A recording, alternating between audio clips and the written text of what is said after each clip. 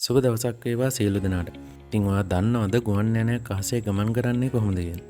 ඒ වගේම හෙලිකොප්ටර් එකක් උඩට යන්නේ කොහොමද කියලා. ඉතින් අද වීඩියෝ එකෙන් ඒ ගැන දැනගමු. රැඳී සිටින්න වීඩියෝව සමග. සාමාන්‍යයෙන් ගුවන් යානයක් අහසේ ගමන් කරන්නේ ප්‍රධාන භෞතික විද්‍යාත්මක බල හතරක ක්‍රියාකාරීත්වය යටතේ. ඉතින් ඒ බල මොනවද කියලා බැලුවොත් ඒ බල තමයි එසවුම් බලය, පහළට ඇතිවන බර, තල්ලු බලය හා වායු ප්‍රතිරෝධී බලය. ගුවන් යානයක් ඉහළට ඔසවාගෙන තියාගන්න උදව් වෙන්නේ එසවුම් බලය. ඉතින් මේ එසවුම් බලය ලබා ගැනීමට ගුවන් යානයක තටු විශේෂ හැඩයකට තමයි සකස් කරලා තියෙන්නේ. මේ හින්දා ගුවන් යානයක් පළවෙනියට වේගයෙන් ඉදිරියට ගමන් කරද්දී තටුවල ඉහළ හා පහළ අතර පීඩන වෙනසක් ගොඩනගෙනවා.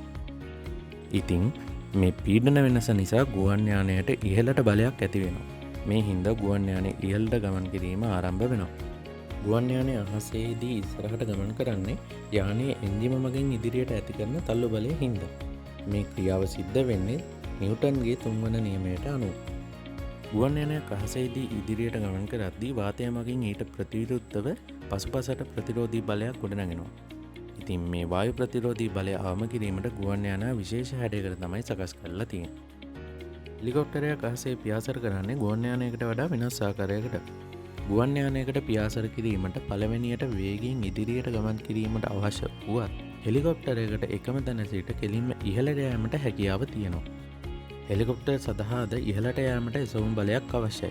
ඉතින් හෙලිකොප්ටර් ඒ එසවුම් බලය ලබා ගන්නේ ප්‍රධාන රෝටර් තල වේගයෙන් කැරකවීමෙන්. ටේල් රෝටර් එක කියන්නේ හෙලිකොප්ටර් එකේ කතා නොකරන්න බැරි ඉතාමත් වැදගත් කොටසක්. ප්‍රධාන තල කැරකෙද්දී නිව්ටන්ගේ තුන්වන නියමයට අනුව හෙලිකොප්ටරේ බද කොටස ප්‍රතිවිරුද්ධ දිශාවට කැරකෙන්න උත්සාහ කරනවා. ඉතින් ඒ වැළැක්වීමට හෙලිකොප්ටර් එකේ ටේල් රෝටර් එක ප්‍රධාන ලෙස උදව් වෙනවා. ඒ සමගම අපි වීඩියෝවේ අවසානයට එනවා. ඉතින් මේ වීඩියෝ එක තවත් කෙනෙක්ට දැනගන්න ෂෙයා කරන්න. ඉතින් නරඹපු සියලු දෙනාට ස්තුතියි.